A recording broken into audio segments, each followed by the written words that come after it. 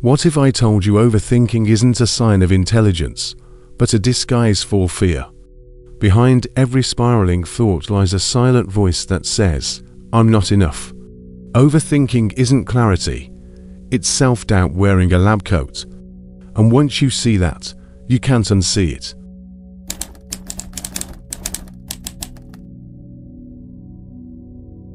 You've probably heard it before. I'm just overthinking it, but here's the catch. Overthinking isn't thinking, it's reacting. When you truly think, you explore ideas, you compare, analyze, conclude. But overthinking, it loops, it spirals. It repeats the same fears dressed up as new thoughts. Imagine someone standing in front of a door they want to open. They check the handle once, twice, 10 times. They're not gathering new information. They're seeking control.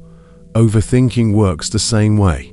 It gives the illusion of control when deep down, it's panic in disguise.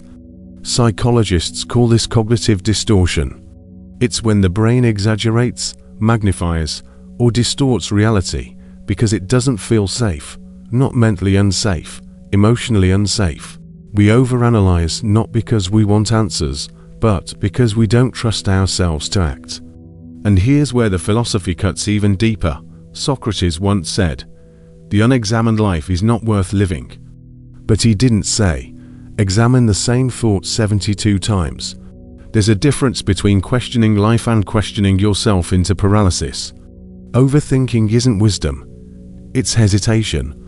And most hesitation is born from insecurity, the fear of being wrong, judged, or rejected. It's like standing at the edge of a cliff, asking yourself, "Should I jump?" But the jump is just a step forward, and overthinking is you pretending there's a cliff at all.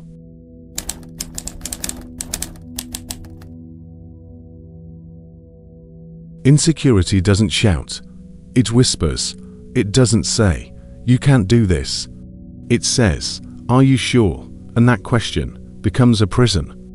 Here's what happens. The brain detects uncertainty. Instead of choosing, it delays. It opens every mental tab, replays every detail, and looks for answers in places where there are none. This isn't analysis, it's avoidance. And at the root of it is fear of failure, fear of judgment, fear of being exposed. Neuroscience tells us this. The amygdala, the fear center of your brain, lights up when you feel insecure. It activates survival mode. But here's the twist. In modern life, we're not running from lions. We're running from rejection, embarrassment, or looking weak. So instead of fleeing physically, we flee mentally, into thoughts. Overthinking is the mind saying, "If I can predict every outcome, I won't get hurt." But what it's really doing is building a wall between you and reality. Philosophers like Kierkegaard called this the sickness unto death, a kind of despair where we avoid becoming our true self by hiding in thought. We become spectators in our own lives, to ensure to step into the moment. Here's the cruel part. Overthinking feels safe. It convinces you that if you think just a little longer, you'll be ready. But readiness never comes, because insecurity isn't waiting for clarity. It's feeding on your doubt. And the longer you feed it, the louder it gets.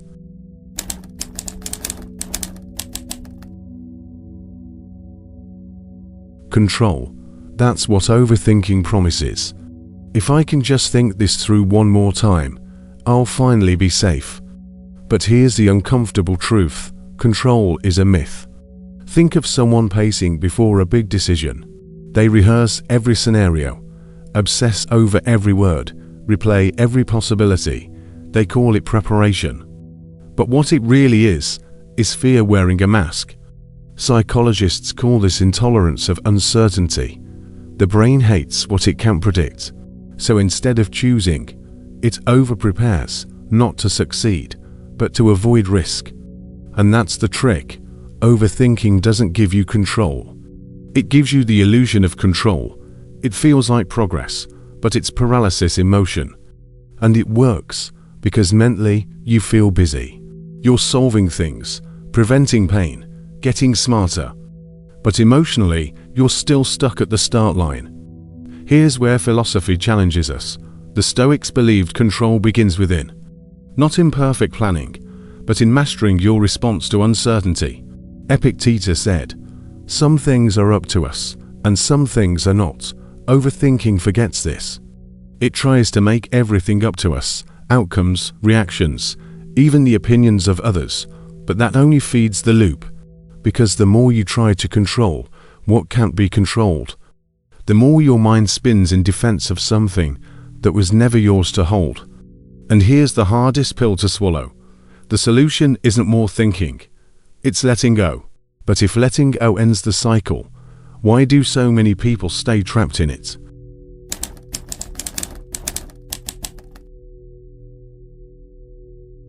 If overthinking hurts us, why do we keep doing it? Simple.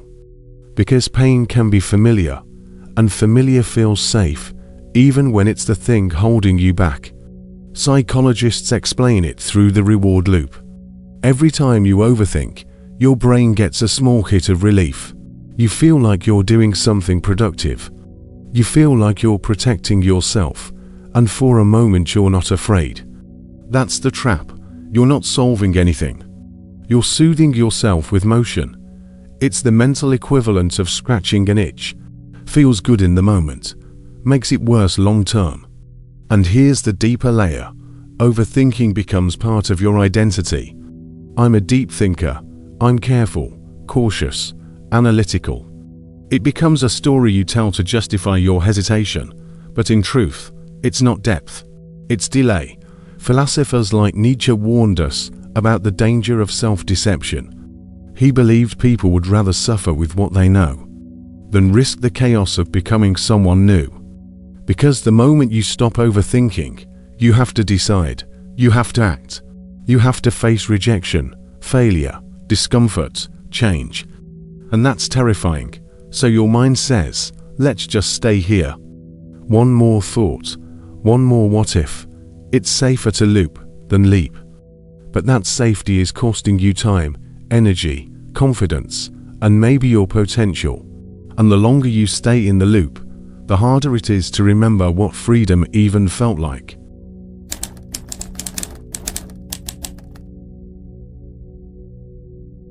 Here's the twist. You don't need more information. You don't need better strategies. You need permission to stop thinking and start trusting. Overthinking isn't a problem of the mind. It's a problem of belief. You believe that if you don't analyze everything, something will go wrong. But what if that belief is the thing going wrong? Cognitive behavioral therapy has a name for this: cognitive reframing. It's when you teach your brain to see a thought not as truth, but as noise. Instead of what if I fail, you ask what if I trust myself enough to try. It sounds simple, almost too simple, but simplicity is exactly what overthinking fears. Because once you realize you don't need to think it through again, the loop breaks. And now we reach the philosophical fork in the road. Are you a thinker who feels, or a being who thinks? Because if you're just a thinker, then your identity depends on solving problems. But if you're a being, your value isn't in thinking. It's in being here, now, present, alive. That shift changes everything. Overthinking loses its power when you stop trying to control the unknown and start choosing presence over prediction. But presence requires one thing: letting go of the version of you that always needs a reason. And right when that truth starts to settle, the mind does something strange. It goes quiet, not because it's certain, but because it finally trusts you to move without knowing what comes next.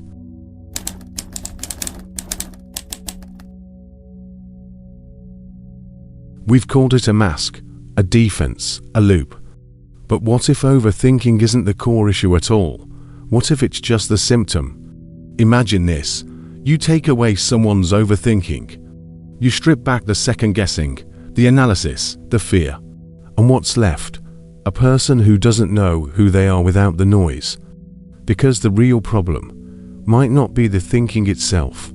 It might be the void it's covering. Psychologists call it identity anxiety.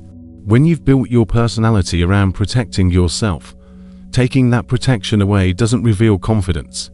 It reveals confusion. Overthinking didn't make you insecure. It protected you from confronting your insecurity. It gave you a task, a structure, a mission. Keep thinking, stay busy, stay safe.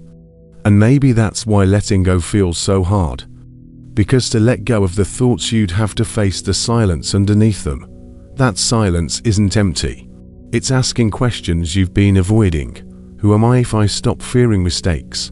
What do I want, beyond being safe? If I stop trying to be enough, am I still enough?